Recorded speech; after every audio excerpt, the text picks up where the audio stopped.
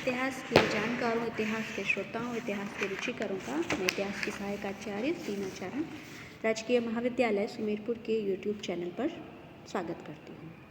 आज हम third year की फाइनल ईयर की क्लास के सेकंड पेपर, जिसमें कि राजस्थान के इतिहास के कुछ पहलुओं को छूने का प्रयास करना है, उसी के अंतर्गत राजस्थान के एक बहुत ही महत्वपूर्ण शासक और दिल्ली के आप कह सकते हैं कि अंतिम हिंदू शासक पृथ्वीराज चौहान के बारे में बात करेंगे। उसके जीवन काल के बारे में, आरंभ में उसे किन किन कठिनाइयों का सामना करना पड़ा, उसकी दिग्विजय नीति जिसके कारण साम्राज्य का तो विस्तार कम हुआ, शत्रु उसने अधिक बना लिए, और सबसे आखिरकार महमूद गौरी और उसके संघर्ष के बारे में, जिसने न सिर्फ उसके ही राज्य का सितारा बल्कि आप कहें तो राजपूतों का सितारा भी एक तरह से काफ़ी समय के लिए डुबो दिया। पृथ्वीराज चौहान का शासनकाल 1177 से 1192 ईस्वी तक माना जाता है। अब हम आ जाते हैं इसकी प्रारंभिक कठिनाइयों के बारे में। पृथ्वीराज के पिता का नाम था सोमेश्वर और माता का नाम था कर्पूर देवी, जो कि त्रिपुरी के कलचुरी राज्य की राजकुमारी थी। जब पृथ्वीराज राजा बना तो उसकी आयु केवल 11 वर्ष थी। माँ उनकी काफ़ी कुशल प्रशासिका थी, राजनीतिज्ञ थी, जिसके कारण कुछ समय उन्होंने उत्तरी के राज्य को संभाला, राज्य व्यवस्था को देखा।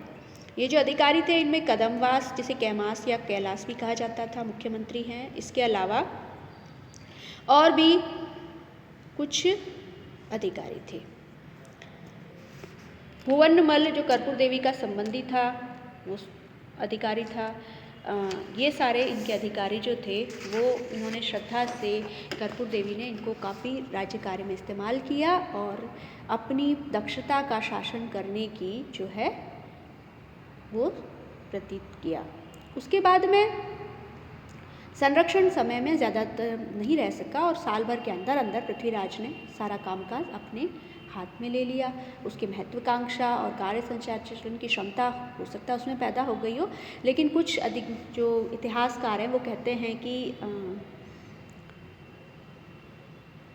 कदम्बवास की मृत्यु ने उसे मार्ग से हटा दिया। कैनवास के जो ज़्यादा प्रबंधन के कारण, ज़्यादा नियंत्रण के कारण पृथ्वीराज जो है वो नाराज़ हो गया था उसकी बढ़ती हुई महत्वाकांक्षाओं के कारण।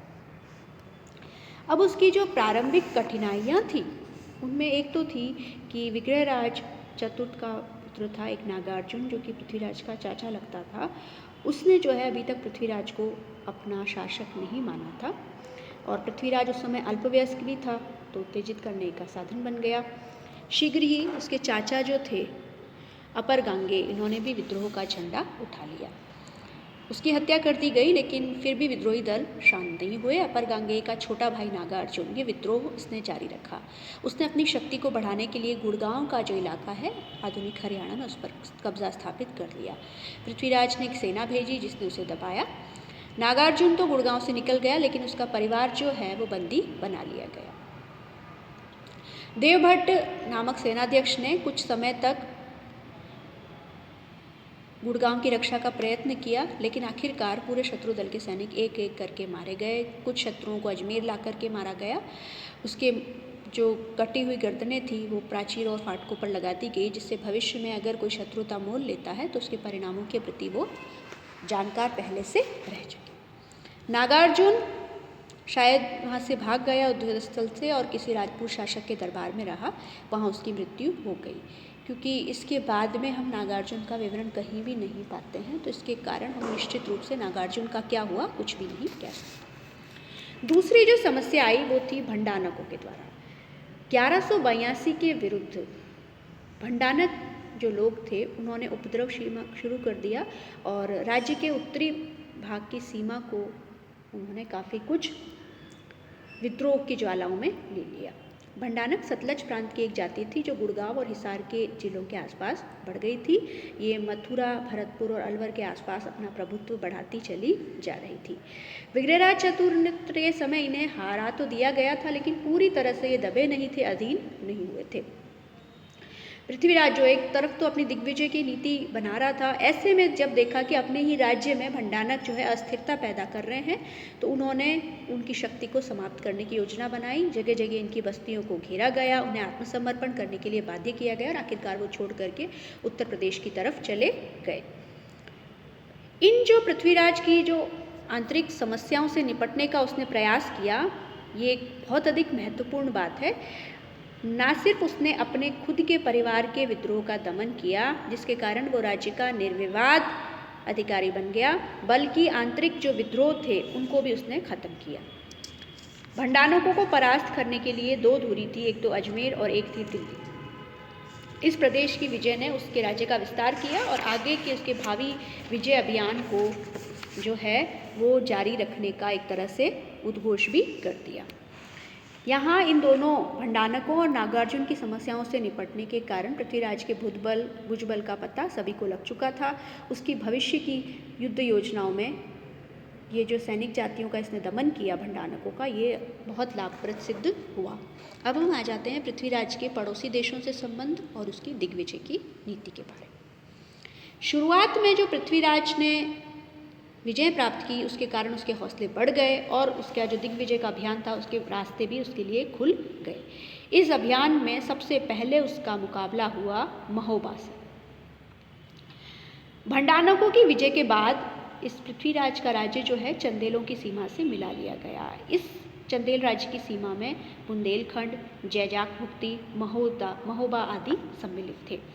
कहते हैं कि जब पृथ्वीराज दिल्ली से लौट रहा था तो उसके कुछ जख्मी सिपाहियों को चंदेल राज ने मरवा दिया और इन्हीं सैनिकों की हत्या का बदला लेने के लिए उसको महोबा पर आक्रमण करना उचित लगा। 1182 के आसपास की ये घटना है। पृथ्वीराज की सेनाओं ने नारायणा के जगह पर अपने डेरे डाले और आगे बढ़कर चंदेल बस्ती को लूटना और नष्ट करना शुरुआत कर दिया। परमार्दी देव वैसे बड़ा भयभीत हुआ, लेकिन उसके योग्य दो सेनानायक थे, आल्हा और उदल। इन्होंने अपने सैनिक बल से एक बार राज्य की रक्षा की।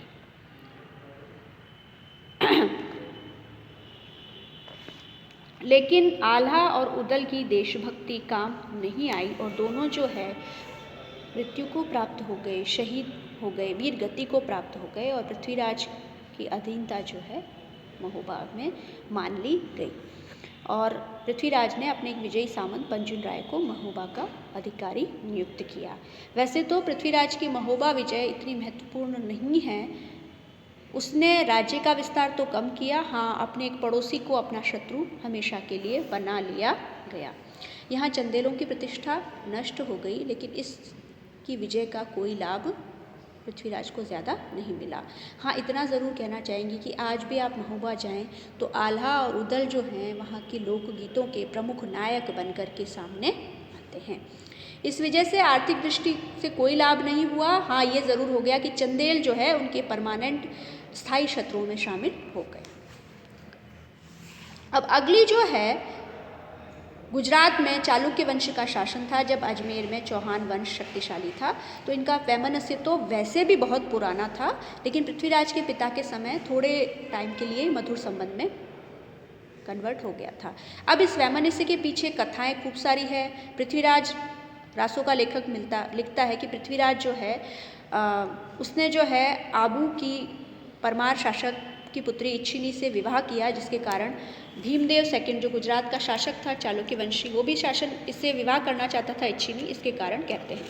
हालांकि डॉक्टर गौरीशंकर हीरानंद ओझा ने ये मत मानना नहीं है। उन्होंने कहा है कि जो इच्छिनी थी वो धारावर्ष परमार शासक की पुत्री थी, ना कि सांकला परमार की। वास्तविक कारण जो था वो यही था कि चालुक्य शासक भीम द्वितीय इसका जो साम्राज्य है किराडू और नाडोर तक आ गया था। नाडोल के चौहान और आबू के परमार दोनों ही चालुक्यों के सामंत थे। पृथ्वीराज का साम्राज्य भी मारवाड़ में नागौर तक फैला हुआ था। तो एक तरह से चालुक्य चौहान जो शासक थे उनकी सीमाएं आपस में टकराती थी और ऐसी स्थिति में जब जो शक्तिशाली हुआ, सीमाएं कोई सुनिश्चित हुआ नहीं करती थी, कोई ऐसा संगठन नहीं था विश्व स्तर पर जो राज्यों की सीमाएं निश्चित रखता, तो ऐसे में विवाद जो है छोटे मोटे हुआ ही करते थे और कई बार ये विवाद गंभीर रूप धारण कर लिया करते थे। इस घटना को लेकर जो लेखक थे चंद्रबरदाई ने थोड़ा संघर्ष का अतिरंजित रूप दिया है। हालांकि दोनों सीमाओं पर सेनाओं के जो छोटे मोटे मुठभेड़ होना वो तो लाजमी ही थी। सीमा विवाद दोनों नरेशों की महत्वाकांक्षाओं के कारण ही उत्पन्न दिखाई दिए जाते थे। 1187 से पूर्व पृथ्वीराज द्वारा गुजरात अभियान का वर्णन जो है खरतरगर्च पट्टावली में मिलता है। बीकानेर के दक्षिण पूर्व में चारलू गांव के एक शिलालेख में शायद लिखा गया है कि 1184 में दोनों के बीच में युद्ध हुआ था, जिसमें कई मोहिल वीर मारे गए। ये मोहिल चौहान थे जो पृथ्वीराज के राज्य में रहा करते थे। ऐसी स्थिति में नागौर का युद्ध, जिसका उल्लेख रासों में किया गया है, ऐतिहासिक लगता है। विविध आधारों पर हम कह सकते हैं कि इन चालुक्य चौहान संघर्ष में कभी चालुक्य विजयी रहे, कभी चौहान। इस प्रकार जगदेव प्रतिहार के प्रयासों से 1187 के बीच में शायद दोनों राज्यों में 1187 में संधि हो गई और इनकी सीमाएं जो है निश्चित कर दी गई। इस प्रकार चौहान राज्य से कुछ व्यक्ति उपहार लेकर गुजरात पहुंचे, जिसकी सूचनाएं दी गई। मुख्यमंत्री ने उन्हें सुरक्षा के साथ यात्रा करने का आदेश भी दिया। हालांकि ऊपरी तौर से शांति तो स्थापित हो गई, लेकिन चौहान चालुक्य द्वेष भीतर ही भीतर सुलगता रहा। दोनों पक्ष एक दूसरे के नीचे गिरने के, पराजय के अपेक्षी बने रहे। ऊपरी तौर पर जरूर संधि आरोपित हो गई थी। अब हम आ जाते हैं चौहान की गढ़वालों से शत्रुता। गढ़वाल जो है उनका शासन उत्तर पूर्व में था पृथ्वीराज के साम्राज्य के। उस समय जयचंद नामक का शासक गढ़वालों की सत्ता पर आसीन था, वो शासक था। यहाँ जो है कुछ इतिहासकारों ने संयोगिता की कथा को प्रधानता दी है चौहान गढ़वाल शत्रुता में। कथा का सारांश आपको बता देते हैं कि जयचंद्र की पुत्री संयोगिता पृथ्वीराज से प्रेम करती थी, लेकिन जयचंद्र जो है वो पृथ्वीराज से द्वेष रखता था, वैमनस्य रखता था। इसके कारण अपनी पुत्री का जो है उसने स्वयंवर आयोजित कराया। उसमें जानबूझ के उत्तर भारत के सभी राजाओं को आमंत्रित किया, पृथ्वीराज को नहीं किया। इस उत्सव में कई राजा महाराजा आए, पृथ्वीराज नहीं बुलाया गया।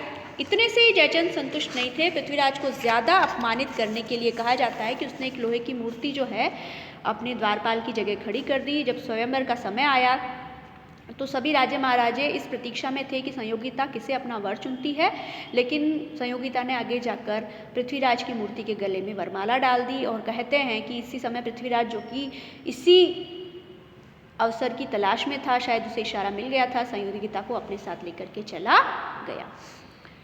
अब ये जो कथा है, इस पर डॉक्टर त्रिपाठी और डॉक्टर ओझा, जो कि राजस्थान के इतिहासकारों में महत्वपूर्ण स्थान रखते हैं, वो संदेह प्रकट करते हैं और कहते हैं कि ये पूरी कथा जो है काल्पनिक है। ये जो है दरबारी जो इतिहासकार थे, उन्होंने अब दोनों राज्यों के बीच में शत्रुता को एक अलग ही रंग देने का प्रयास किया। डॉक्टर दशरथ शर्मा कहते हैं, इस वर्णन को प्रेम प्रथा स्वीकार करते हुए कहते हैं कि प्रेम जीवन का अंग है, सत्य और वास्तविक है। व्यवहारिक जीवन में भी ऐसी कई घटनाएं हुआ करती है। ठीक है, इस प्रेमाख्या में कुछ रोचक अंशों को छोड़ दें, मूलभूत आधारों को ले लें तो इसमें कोई अनहोनी बातें नज़र नहीं आती है। एक राजपूत वंश दूसरे राजपूत वंश को जिनसे शत्रुता थी बार बार अपमानित किया ही करता था। ये प्राचीन काल से चला आता था। पृथ्वीराज द्वारा संयोगिता को ले आना स्वीकृत विवाह के अंतर्गत है। राक्षस विवाह का समर्थन स्मृतिकारों ने भी किया है। हालांकि कारण चाहे कुछ भी हो, पृथ्वीराज और जयचंद्र गढ़वाल के बीच संबंध हमेशा द्वेषपूर्ण ही रहे। और इसी कारण जब मोहम्मद गौरी का आक्रमण हुआ तो जयचंद इसी प्रतीक्षा में था कि पृथ्वीराज पराजित हो। हालांकि अगली पराजय उसकी होनी निश्चित थी। अब जो पृथ्वीराज की दिग्विजय नीति है उसकी हम थोड़ी सी बात कर लेते हैं। इसने महोबा में विजय प्राप्त की, चालुक्यों से इसका संघर्ष चलता चला गया और जयचंद्र के साम्राज्य से इसकी सीमाएं अवश्य टकराती थी, जिसके कारण इन दोनों के बीच में संघर्ष अवश्यंभावी था। उसकी दिग्विजय की नीति के कारण जब उसने एक राज्य पर अधिकार कर लिया, दूसरे पर कई क्षेत्रों पर कब्जा जमाने को उत्सुक था, तो उसके जो आसपास के सभी पड़ोसी थे वो सशंकित हो गए। सीमाओं का उतना विस्तार नहीं हुआ, धन की उतनी प्राप्ति नहीं हुई जितनी की दुश्मनी की। इसके कारण जो उसके आस पड़ोस के सभी राज्य उसके शत्रु हो गए और कहीं ना कहीं उनके मन में ये भावना जरूर आ गई कि पृथ्वीराज किसी भी तरह पराजित हो जाए और चौहान वंश का सूर्य अस्त हो जाए। इन सभी स्थितियों के बीच में मोहम्मद गौरी ने पृथ्वीराज के साम्राज्य पर हमला किया। 1191 में तराइन का पहला युद्ध हुआ, जहां पृथ्वीराज और मोहम्मद गौरी की सेनाएं आपस में टकराई। मोहम्मद गौरी जो है उसने शुरुआत में एक आक्रमण गुजरात की तरफ किया था, लेकिन गुजरात के शासक ने उसे पराजित कर दिया, तो उसने अपने विजय का मार्ग बदला। भारत विजय का वो काफ़ी समय से इच्छुक था। गजनवी के जो पुरानी कहानियाँ थी वो उससे प्रेरणा ले रहा था, तो उसने जो है दूसरा मार्ग अपनाया और तबर हिंद सरहिंद को लेने के लिए कोशिश करने लगी। आखिरकार किले को लेने के बाद में पृथ्वीराज से लड़ने के लिए आगे बढ़ा। आज का जो करनाल ज़िला है उसमें तराइन के मैदान में दोनों फौजें आमने सामने आ गई। कहते हैं कि पृथ्वीराज ने गौरी की फौज के बड़े भाग को क्षति पहुंचाई। गौरी ने अपने भाले का वार किया, जिससे जो उस वक्त दिल्ली का राजा था, जो कि पृथ्वीराज का सामंत था, गोविंदराज, उससे वो बुरी तरह से घायल हो गया। राय ने वापस भाला मारा, जिससे सुल्तान बुरी तरह से घायल हो गया। वो घोड़े से गिर पड़ा और खुद की जान बचाना ही उसके लिए भारी हो गया। ऐसे समय में कहते हैं कि एक खलजी घुड़सवार था, जिसने कि मोहम्मद गौरी को अपने साथ वो लेकर के गया और उसकी प्राणों की रक्षा।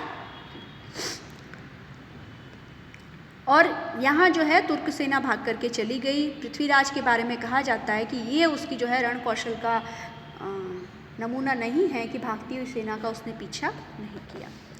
तराइन का पहला युद्ध में तुर्कों की पराजय एक बहुत महत्वपूर्ण घटना है। पहली बार तुर्क आक्रमणकारियों को इतनी बुरी तरह से पराजय का सामना करना पड़ा।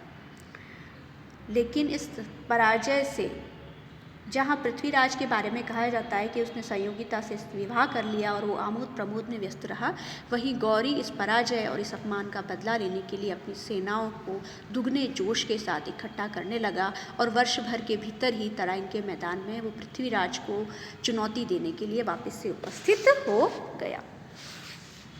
अब हम बात करते हैं तराइन के दूसरे युद्ध की 1192 में। कहते हैं कि उनकी पराजय के बाद गौरी को बहुत अधिक क्षोभ हुआ। गजनी पहुंचकर कहते हैं कि जो युद्ध अधिक उसके सेना नायक भाग निकले थे, उनको सार्वजनिक रूप से अपमानित किया और नए युद्ध की तैयारियां उसने शुरू कर दी। और ये भी कहा जाता है कि उसने जयचंद से बातचीत का सिलसिला स्थापित किया। उसने अपनी सेना में तुर्क, ताजिक और अफगानों को सम्मिलित किया। अपने सैनिकों की संख्या उसने लगभग 1.25 लाख तक कर दी और लाहौर से मुल्तान के मार्ग पर वहीं आ डटी उसकी सेना, जहां उससे पहली बार हाथ मिली थी। कहते हैं कि पृथ्वीराज के पास एक संवाद भिजवाया गया दूत के द्वारा, इस्लाम को स्वीकार कर ले, गौरी की अधीनता मान ले। पृथ्वीराज ने कहा कि आप या तो अपने मुल्क वापस लौट जाओ या युद्ध स्थल में आपसे भेंट होगी। यहाँ पृथ्वीराज जो है अति आत्मविश्वास से भरपूर दिखाई दे रहा था। अब ये कहते हैं, इस दौरान जो तत्कालीन दरबारी इतिहासकार हैं वो ये लिखते हैं कि गौरी ने संदेश भिजवाया कि मैं तो अपने बड़े भाई की तरफ से आया हूँ और उनकी तरफ से जब तक कोई संदेशा नहीं आता हम यहीं पर टिके हुए हैं। और अगले दिन जब पृथ्वीराज की सेनाएं जो हैं सुबह भोर में अपने नित्य कर्म से निवृत्त हो रही थी, तो ऐसे अनजाने में गौरी की सेनाओं ने उस पर आक्रमण कर दिया। संधि वार्ता के भ्रम में पृथ्वीराज की सेनाएं रात भर आनंद मनाती रही, जबकि गौरी ने जो है युद्ध स्तर में रात भर आग जलाए रखी और सैनिकों को शत्रु दल को घेरने की प्रणाली वाली चालों को दूर दूर स्थित कर दिया गया। जो ही सुबह हुई, राजपूत सैनिक तो अपने नित्यकर्म से निवृत्त होकर के आ रहे थे, बिखर रहे थे। तुर्कों ने उन पर हमला कर दिया।